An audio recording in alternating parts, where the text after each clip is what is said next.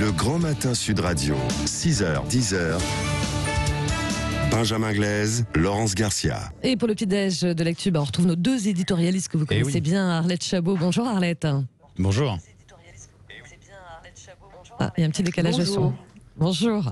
Il y a un petit décalage de son, on va réparer ça. Bonjour Thierry Guerrier. Bonjour. Bonjour. Bonjour. Alors, depuis 6h du matin, figurez-vous qu'on demande à nos auditeurs ce qu'ils pensent de l'allocution du président Macron. Rassurant, déconnecté sans surprise. Majoritairement, nos auditeurs répondent déconnectés. Arlette Chabot, vous qui en avez entendu... Ah, c'est Thierry Guerrier, là, on va réparer le son de Arlette Chabot. Thierry Guerrier, pour vous, déconnecté, rassurant, sans surprise ?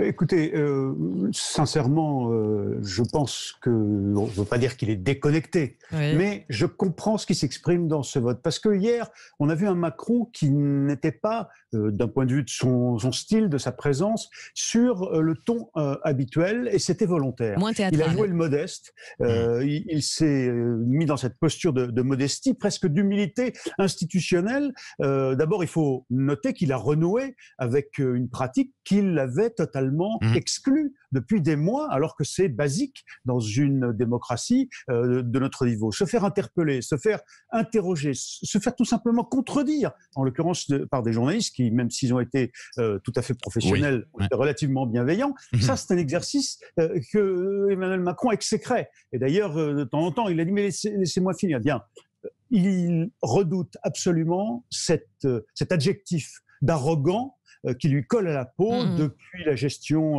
Benalla, les gilets jaunes, les retraites, etc.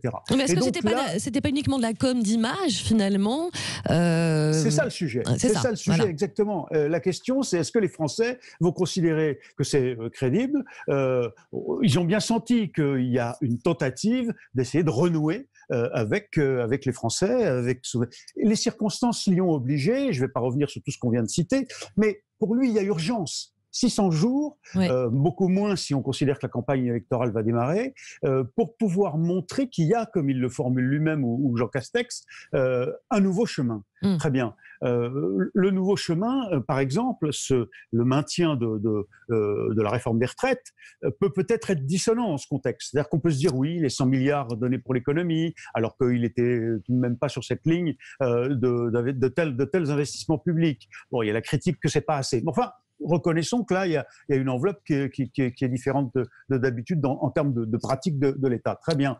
La question, c'est de savoir si, en effet, le sujet des retraites, par exemple, cette obsession à vouloir maintenir la réforme, d'une manière ou d'une autre, ne va pas donner le sentiment, venir en contrepoint au fond de cette posture d'hier, et je vais dire oui, mais en réalité, voilà. Il n'a pas changé. C'est ça, il n'a pas forcément changé. On va revenir, Thierry Guerrier, en détail sur ces annonces, forcément, et ce nouveau cap et cette relance économique. On a retrouvé Arlette Chabot avec nous. Voilà, on posait la question à Thierry Guerrier et comme à nos auditeurs. Arlette Chabot, vous qui vous en avez entendu des allocutions présidentielles du 14 juillet. Alors vous l'avez trouvé comment, ce président Macron, rassurant, déconnecté, inquiétant, sans surprise? C'est les questions qu'on pose à nos auditeurs. Ne croyez pas que je vais pas cocher une case, mais je suis assez non, plusieurs cases alors. Je suis assez d'accord avec ce que dit Thierry. Il y a une volonté du président de paraître plus modeste. Voilà. Alors, ça c'est une évidence. Et puis désormais, maintenant, toutes ces interventions sont ponctuées de mea culpa plus ou moins long. Hier, il était assez long. Ce mea culpa, acceptant même de comprendre que certains Français puissent le détester. C'est quand même extrêmement fort quand on dit ça. Absolument. Il le comprend parce que il peut laisser paraître quelque chose que je ne crois pas être, dit-il, mais en tout cas qui justifierait la détestation, c'est-à-dire, en gros, pour faire simple, un président qui aiderait juste ceux qui ont déjà réussi à réussir un peu plus. Oui, il s'en est défendu. Je ne veux pas être que le président de ceux qui réussissent, même si, a priori, il ne remet pas en cause, il ne revient pas sur l'ISF. Non, mais ça c'est évident, mais ceux qui réussissent, c'est-à-dire, de toute façon, il ne pourra jamais, je pense, décoller l'étiquette du président des riches, parce que quand ton image est abîmée, quel que soit le président, il est extrêmement difficile de corriger. C'est arrivé, en tout cas, à ses deux prédécesseurs. Mais il y a un ton volontairement plus modeste. Il ne parle pas tout à fait de la même façon. Ça, c'est évidemment certain. En plus, mais alors, une fois qu'on a dit ça, Oui. moi, j'ai pas vu le nouveau chemin. Eh ben voilà. Ouais, c'est toute ça la le problème. question. C'est toute la question. Tout le monde l'a cherché, hein, le nouveau chemin. Hein. Tout le monde le cherche. Alors, j'ai compris qu'il y a une nouvelle méthode. Ça, oui. Mais avec du dialogue pour social. emprunter, voilà, le dialogue social, l'écoute, etc. Ouais. Je ne mènerai plus les réformes tambour battant comme au début du quinquennat, ce qui faisait évidemment la fierté de ce début de quinquennat. Hein, vous vous souvenez de la signature des premières ordonnances, notamment travail, des premières lois, voilà, solennelles. Bon, bah ça, tout ça, c'est fini. Donc, je ne mènerai plus les réformes tambour battant. Il y a un changement de méthode assumé, et c'est ainsi aussi qu'il justifie le changement de Premier ministre, c'est-à-dire que tous les compliments qu'il fait de Jean Castex sont en creux, évidemment, des critiques à l'égard d'Édouard Philippe, ça on a bien compris. Oui. Hein, en creux, ça on a bien compris. Oui. Mais voilà, il y a un changement de méthode, mais pour arriver au même et atteindre les mêmes objectifs. Donc là-dessus, ça ne change pas. Oui, justement, les mêmes objectifs. Alors pour reprendre ce que vous dites là-dessus, alors Thierry Garrier, parce que c'est vrai que sur les réformes des retraites, vous en parliez, bah, finalement, on reste sur le fait que ça va être maintenu. Sur les SF, il n'y a pas de changement. Sur l'écologie, on nous dit la deuxième partie du quinquennat, ça sera très écolo. Justement, bah, on n'a pas vu grand-chose hier. Ce nouveau chemin, finalement, on voit pas. Mais je pense qu'il s'est mis, si vous voulez, il s'est mis dans la difficulté du point de vue de l'exercice de style, d'être en dessous de la main un petit peu au regard de cette exigence qu'il avait vis-à-vis de lui-même, de tout faire pour paraître plus modeste, comme le disait Arlette, et pas arrogant. Et ça s'est même senti. Alors c'est un peu plus subtil, mais ça s'est même senti dans la dernière partie lorsque nos confrères lui ont demandé ce qu'il allait faire 2022, est-ce qu'il va se représenter, etc. Et il a esquivé d'une façon plus ou moins habile, mais en fixant 2 caps. 6 mois, sous-entendu, je suis dans la nasse et dans la crise, voilà, et je la gère. Et 10 ans. Puis 10 ans. Ouais. Et c'est une façon de dire, voilà, je pourrais être le pilote de ces 10 ans. Oui, sauf que finalement, à être un petit peu en dessous de la main, alors c'était peut-être volontaire, c'est peut-être de la mise en scène, mais on avait presque le sentiment, non pas qu'il doutait, mais peut-être qu'au fond de lui-même, Emmanuel Macron a compris qu'il est extrêmement fragile politiquement, quoi qu'on en dise. Alors évidemment, il a un LFI d'un côté avec Jean-Luc Mélenchon qui tape et qui essaye de se remuscler, et puis un RN qui tout de même est toujours là, même si les municipales ont été un peu en revers, qui sont à présent. Alors entre les deux, il a une voix, c'est clair, mais il a une voix qui pourrait très bien, les sondages hip-hop fiducial Sud Radio le montrent, qui pourrait, avec une dynamique un peu différente, le menacer. Et il en a conscience. Vous avez noté qu'il n'y avait rien sur l'international. Voilà. Je pense que cette posture du président du Caire, Martine Aubry en avait rêvé, lui le fait. Ça n'a jamais fonctionné d'ailleurs, hein, le Caire gentillet, en France. Si, le président du Caire, c'est ça, c'est je veux protéger, il a voulu être gentillet. Est-ce que ça fixe un cap Oui, c'est ça, avec ses beaux yeux bleus, là, et vous voyez. Les gens sont dupes de ça. Je ne suis pas certaine, hein, en tout cas pas nos auditeurs. On poursuit le débat dans quelques instants. Thierry Garrier et Arlette Chabot, restez avec nous, il est 9h16. Et on n'est pas seul, on est avec nos éditorialistes Arlette Chabot et Thierry Garrier pour la suite du petit-déj de l'actu. Et cette question sondage qu'on vous pose sur nos réseaux, à vous, nos auditeurs, comment vous l'avez trouvé, le président Macron? Rassurant, déconnecté, sans surprise? Ça bouge pas? Pour l'instant, le trio, le tiercé reste le même, avec déconnecté en tête 63%, à la deuxième place sans surprise 32%, et 5% seulement pour rassurant.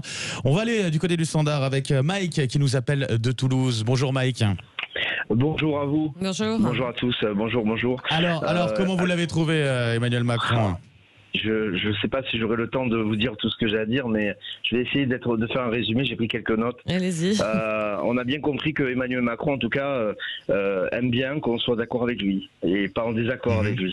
Son discours était creux, comme toujours d'ailleurs, comme son programme en début de sa candidature. Je pense que Macron a pris un peu la grosse tête, je pense, du haut de son orgueil, qui sera peut-être le début d'une chute dans l'opinion publique. Il n'a pas eu un seul mot pour les patrons et le personnel des discothèques fermées depuis 4 mois, aucune promesse d'aide financière, de la méprise totale. Emmanuel Macron fait sa sourde oreille, il en a rien à faire des Français en fait, et au final Mathieu Lebrun, qui était un des porte-parole de discothèque et pro de la nuit, commence à arrêter et risque d'arrêter d'ailleurs, parce que beaucoup sont dégoûtés par le fait que le gouvernement n'a rien écouté, le Conseil d'État n'a pas validé, et donc les discothèques restent encore et toujours fermées. Je pense que dans quelques temps, et ça commence déjà depuis hier d'ailleurs, il y a eu des affrontements. Je pense que ça va être de pire en pire dans les rues. Les La préfets violence, vont vous voulez être dire débordés. La violence, Ouais. la musique dehors, les gestes barrières qui ne sont pas respectés. Ça va devenir insurmontable. Et la seule chose qui serait bonne de sa part à Emmanuel Macron, ce serait de réouvrir les discothèques avant qu'il soit trop tard. Bon, ça, on a compris ce message-là. Mais au-delà des discothèques, qu'est-ce que vous attendiez de lui ou pas d'ailleurs Déjà, j'attendais qu'il réponde à l'appel des Français depuis des mois, dont les infirmiers, les hôpitaux, qui demandent plus d'argent, plus d'écoute, et pas que du blabla, parce que ça fait des années que les politiques nous racontent la même chanson, en fait. Et donc, qu'est-ce qui se passe? Eh bien, les gens ne croient plus les politiques, que ce soit de gauche ou de droite. N'importe qui ne croit plus. Oui, d'ailleurs, lui-même a parlé de crise démocratique hier. Écoutez, rappelons-nous quand même aux auditeurs de votre radio que le 11 juin, je l'ai noté, Macron a failli démissionner. Faut pas l'oublier quand même. Mike, on va faire rebondir Arlette Chabot et Thierry Guerrier. Merci sur votre témoignage à vous. Effectivement, crise démocratique, crise de popularité, ça on l'a bien compris. Vous pensez qu'il y a une angoisse ou une inquiétude de la part du président Macron d'une escalade aussi, de la violence sociale? D'ailleurs, on les voit un petit peu en ce moment. Arlette Chabot? Oui, mais d'ailleurs, il l'a évoqué hier. Je parlais tout à l'heure de la détestation, il la comprend, mais en revanche, ce qu'il n'accepte pas, évidemment, c'est la violence. Mais quand on entendait votre auditeur à l'instant, c'est aussi l'échec reconnu, mais ça, il y a très longtemps, après la période des Gilets jaunes par le président de la République, c'est-à-dire qu'il n'a pas su réconcilier les Français avec la classe politique. C'était ça la promesse de l'élection d'Emmanuel Macron, c'est-à-dire vous en avez assez, la classe politique, c'est fini, on tourne la page. Et moi, j'ouvre un nouveau livre, le dépassement, les meilleurs de droite, les meilleurs de gauche. D'ailleurs, il a répété hier le sens de son élection. Et puis, on va reconstruire ensemble et je réconcilierai les Français avec les politiques. Donc, ça, c'est son échec. Et aujourd'hui, comme on lui a fait remarquer et comme il l'accepte et il le comprend, les Français sont encore peut-être plus divisés aujourd'hui qu'ils ne l'étaient au moment de son élection. Parce que toutes les crises sont passées par là. Donc, au fond, il sent bien cette extrême fragilité dans laquelle il se trouve aujourd'hui. Et Thierry disait tout à l'heure, sa vraie chance, c'est qu'il n'y a pas d'alternative. Il n'y en a toujours pas d'alternative crédible et pour l'instant capable de le menacer. C'est ça, au fond, personne ne s'est construit. Qui vient en face de lui aujourd'hui avec un plan cohérent pour sauver la France de la crise? Il y a des pistes de réflexion chez les Républicains. On attend un livre noir de la crise qui devait être d'ailleurs présenté par le Rassemblement national, mais il n'y a rien de concret et de construit. Donc au fond, il continue à être tout seul. Il est fragile, très fragilisé. Avec la rentrée sociale aussi, et la rentrée qui aura lieu et qui doit inquiéter aussi. Le chômage, évidemment. Mais pour l'instant, encore une fois, qui arrive avec un contre-plan? Qui arrive avec des contre-mesures? Pour l'instant, moi, je n'entends personne. Alors, on verra. Il sait très bien qu'il est fragilisé à cette sortie de crise. Il sait que la rentrée, d'ailleurs, il ne le cache pas, il y aura effectivement le mur du chômage. 800, 900 000 chômeurs, lui, il fixe l'horizon au printemps prochain. Et c'est la raison pour laquelle, au fond, il n'a qu'une chose à faire aujourd'hui, mais parce que c'est l'évidence, Emmanuel Macron, c'est préserver l'emploi. L'emploi, il a la priorité, l'embauche des jeunes. C'est là où il a décliné les mesures, en tout cas, là-dessus. Mais pas très concrète non plus. Sur les jeunes, en tout cas. Oui, et on attend aujourd'hui le Premier ministre, parce qu'au fond, ce qu'on peut lui reprocher hier, mais c'est la règle du jeu, dans la mesure où il parle avant son Premier ministre et avant un discours de politique générale, il ne rentre pas dans le détail, donc il donne un sentiment de flou, et le flou, c'est l'insatisfaction. C'est pas juste le loup, c'est l'insatisfaction.